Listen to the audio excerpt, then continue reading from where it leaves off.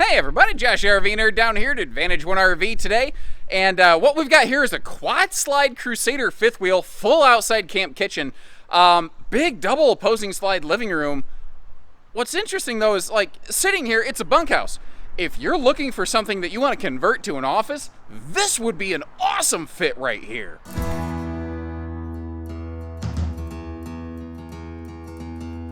And just a quick note as we circle around, get a little lay of the land right here. This thing has a nice big open living space. You've got dual opposing super slides, entertainment straight across from the theater seat right there, and what I like to call that no neck wrecker entertainment center on Boardwalk and Park Place. All the windows over here on the door side so you can keep an eye on your kids, or just choose to shut the curtains and let them fight it out a little bit. But you might have heard that chirping over there. The CO detector keeps chirping at me. It's weird. It's 2 RVs in 1 week that have done that, and obviously I've got all kinds of power, so it's not a low battery situation. I even let the RV, I left the windows open to let it air out a little bit in case it was just, my hot air triggering that thing, but it doesn't seem to be the case. Overall, this is... I'm wondering if they used it very much, because it certainly doesn't look like it. By the way, up here you see you've got whisper ducted air, because if you don't see the square, then you won't hear the air. That is... number 37 in my RV Nerdism definitionary, by the way. Over here we've got, in the kitchen you have solid surface counters. The rest of this is all sealed edge press membrane. All the windows open for airflow as well, which is very, very nice. There's a couple execution points on this that are a little bit different from what I tend to see every day, and I like what they did. Like, that is a larger vent fan up top, one of those big, like, Max Air style vent fans. And you'll see that every roof vent cover every roof vent in this RV has an exterior cover they added.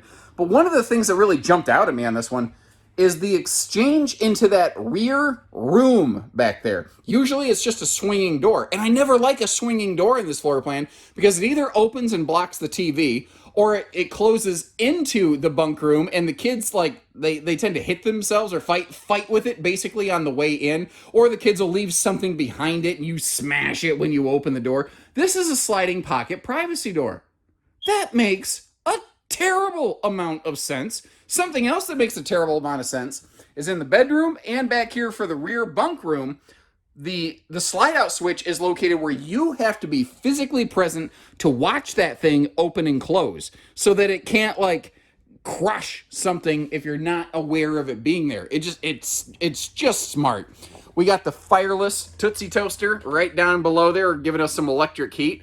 Big TV in this sucker too. And it's nice that it's not mounted all the way up to the ceiling. Now that TV can pivot, so if you want to watch it from the dining space, you can do that. Then over here in the kitchen space, that is an 8 cubic foot two-way gas electric fridge freezer. But if we start opening everything up, one of the other things I want you to be aware of is, like, watch for the power outlets. They're really intelligently located in this RV in a lot of really good smart positions. The stove and the oven, they're very handy for righties. They're not as friendly to left-handed folks. That statistically works for more people than it doesn't. But my best friend growing up was left-handed, so that's one of those things that I always pay attention and I look for. I think I understood why they did it, because if they centered that oven, there wouldn't quite be enough space on either side to really be functional at all. So at least this way, it works for a bunch of people. And I think our left-handed friends out there, unfortunately, they've had to learn how to make do in the world creatively since the first time they were handed a pair of scissors that didn't work for them. That I still don't fully understand. Like, how do scissors not work if you hold them in the wrong hand? Also, how weird is it that we have two hands? Like, when I'm carrying in groceries, like, my mama didn't raise no two-trip punk. When I'm carrying in groceries, I'm carrying in all of the groceries, my friends. I can carry a ton of stuff with my left arm, but you hand my left hand a pencil, and it's like, nope, don't know how to do that. It doesn't make any sense to me. Sorry. Wow, I went way off on the grocery cart tangent here, didn't I? So sorry. Love that big window back here in the bunk room. But this can fold down. You got the bed above. You can sleep on the sofa down below. But this floor plan, guys, that sofa could very easily be removed. If you wanted to, you could probably also remove that overhead bunk or turn it into just a shelf. This is a great floor plan if you want to convert it into, like, an office space. You could put yourself like a little Wi-Fi printer or something up there, or keep one of the bunks and put a printer down here. Although this is, if I take a seat, you see the nice thing about this being a sofa back here instead of just a bunk, it becomes kind of a second living room. So this is the rainy day sanity space. You can close that sliding door. You can tell the kids, hey kids, go to your room. You know, they got the ladder to get themselves that upper bunk. You see, you got decent storage back here, too. Actually, that's one of the things this RV does very nicely. Lots of storage. Another thing I like on this is that switch. Like, they're easy for mom and dad to reach to kind of control things. Oh, this has the old glow-in-the-dark style little thing, nubbin sticking off the end there. I like those. You don't see those as much anymore. I always thought they were actually kind of handy, though. Just to give you a quick look the other direction, before we head upstairs, I think we've kind of canvassed the area pretty nicely already. There was one other thing I was going to... Oh, yeah, the awning light. The switch for that, I believe, is actually down there. So if you want to be able to flick it on or off real quick, you don't have to go traipsing through the whole camper. Okay, well, it's not the awning light. The awning light's located here. Okay, so I don't know what that switch does. So pardon me. I guess I ran my mouth before I verified my facts. At least I've got it corrected here for you. Something I do like, though, is that big power vent fan that we saw above the kitchen. You can open and close that, turn that on and off right here. You don't have to do the old lady poking at the ceiling with the broom handle. Y'all quiet down up there. You can just beep boop and turn that on, off, open it, close it. And, you know, I should really be looking at the camera when I'm talking about something, because you have... that was terrible. That was some terrible camera work. Now, speaking of fans, we've got another one of those big vent fans up here in the bathroom space. Now, if you are probably 6'5", 6'6", or shorter, you'll be able to stand in this bathroom without your head being up in the bubble. Now, it's interesting because there's a stand. It's actually the converter box. They dress it up and they put a top on it over here. And I think that's a good place to maybe set your Coors Light when you're doing your business. I would say your toilet paper, but you got a built-in holder right over here where you can actually reach that. Some decent leg room. And because they had to scoot the toilet away from the wall because of the converter box, it's actually fairly fluffy friendly. Like, you look at it and it feels like it's in the way, but if you think about it, you're sitting above that, so it's not in the way. So it's just a lot of hip and shoulder room, which is kind of nice. The sink over here in the corner, remember these are all sealed edge counters. Now, both the bunk sliding door and that second sliding door into the bedroom, you see how they have that U-latch right there, that little positive latch system to keep them in place when you are traveling and going down the road. Well, that would kind of be the same thing. You wouldn't be traveling in one place. Oh, I'm an idiot. Now, if we do a David Blaine teleport to the other side of that wall, though, that very far vertical cabinet door, that's there in the bathroom. The rest of this is located over here in the bedroom space. And what's kind of nice, there's a lot of storage here. That'll be the bulk of your, well, really, that's all of your primary bedroom hanging storage space right there. And I did want to crack open at least one of those upper cabinets right there. You can see that it's not intended to be a hanging space. But what I like about this, I really like the attention to detail, the black trim, the edging, the routing, as it were, and the way that those are all rounded edges. You never feel like you're boxed into a corner in this thing. You never, like, if you're claustrophobic, you're not sleeping in a coffin, and there's not a sharp edge for you to, like, roll over and stab yourself into. This is a 60 by 80 true queen, by the way. If you wanted to, I've seen some people do this, specifically in Crusaders. There's an interesting following here on this, where they will remove that side stand or something over there, and then make it a corner king bed. That is something where, you know, should you choose to, you have the opportunity to do that. Now, I try to do this whenever I can on a used RV. Close the slide, show you around in road mode. Hope you appreciate the extra little tidbits and effort in that kind of thing. If you do, if you haven't, I'd appreciate it if you hit the subscribe button. Now, obviously, we were in the bedroom. The bathroom was on our right. What I'm wondering is, can we get to the refrigerator? It looks like maybe we can definitely get to the freezer. I don't know if we're going to clear that island. We're going to figure this out together. Oh, no! I was like, oh, it's so close. But, I don't know. You know, I'm wondering. Actually, I believe you could reverse the hinges on this door. So if refrigerator access in transit is something you're looking for, we might have just smoked out a way that it is possible potentially to make that happen. We can look into that a little further for you. But then again, not then again, but other than that, unless you're gonna do a Dukes of Hazzard, yeehaw, like Bo and Luke Duke, you're not really gonna get to much else in the RV. I think it just goes with the territory. When you have opposing slides on an island, just ain't a whole lot else you can do short of climbing over stuff. And I tell you what, they packed the door side of this RV with a lot of function. You've got those double power awnings to giving you maximum patio space, but we also have that large camp kitchen. And sometimes people question, what constitutes the large versus a small camp kitchen. I think we can all agree this is a good example of, quote, the big camp kitchen. You've got your handy little utensil drawer down there, little propane cooker hooker stove top. I like the extra prep space. The one thing I want to make you aware of, I don't want you to draw incorrect conclusions, that is, I kind of call it like a dog dish style, little wash basin, effectively, not a full-on sink.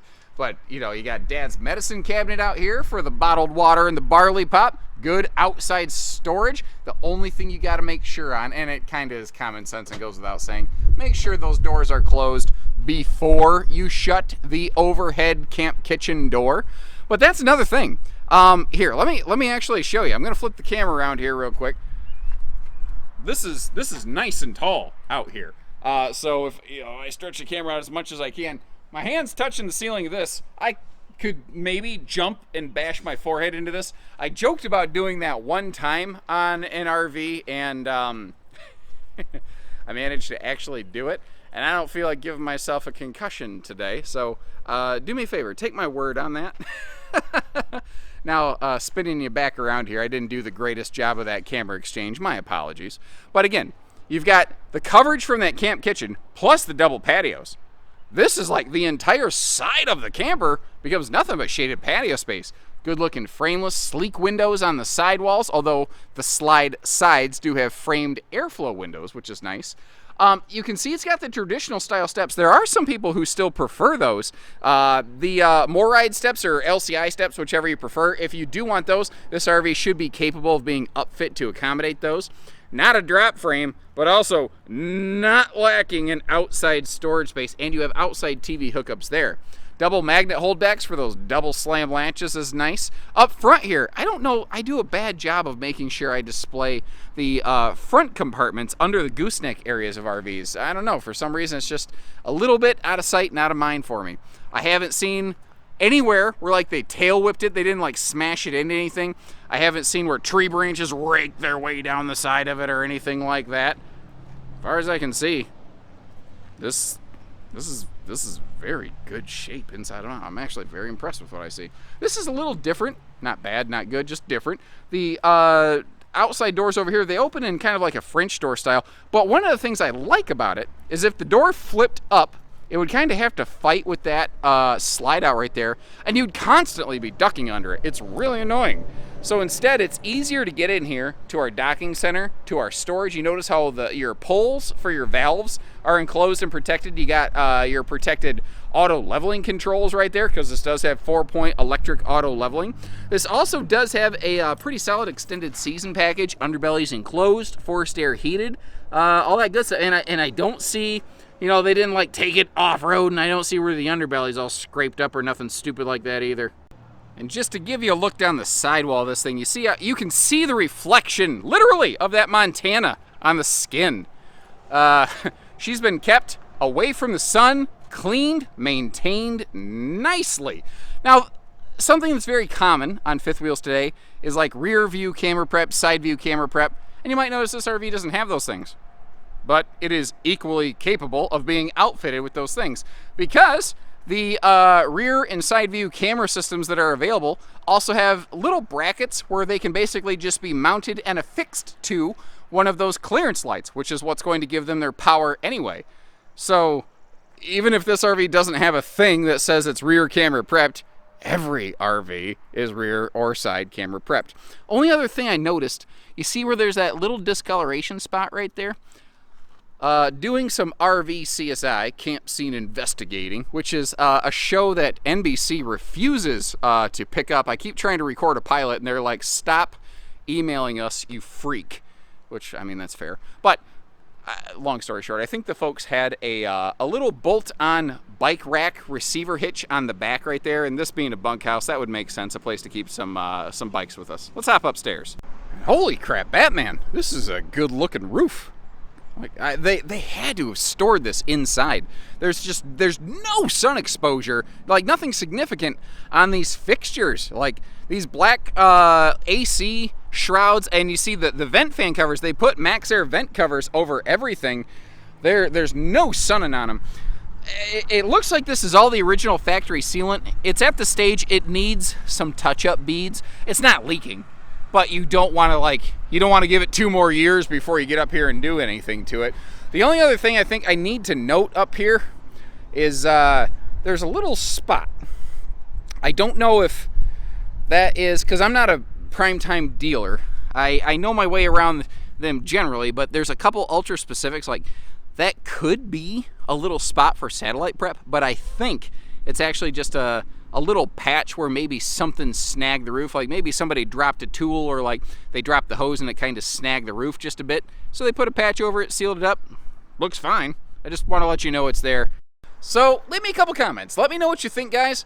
Would you use it just as a bunk room? Would you convert it to an office or a craft room? Like, how do you see this one? I always like hearing from you folks out there. Or if you have any questions, let me know. I'll do the very best I can. I always leave you a link for pricing and availability in the video description. And short of that, take a second to hit the subscribe button. Join along with us here. We're family owned and operated. And when you're ready, we're ready, man. Until then, thanks for tagging along. Take care, stay safe, have fun, and have an A1 day, everyone.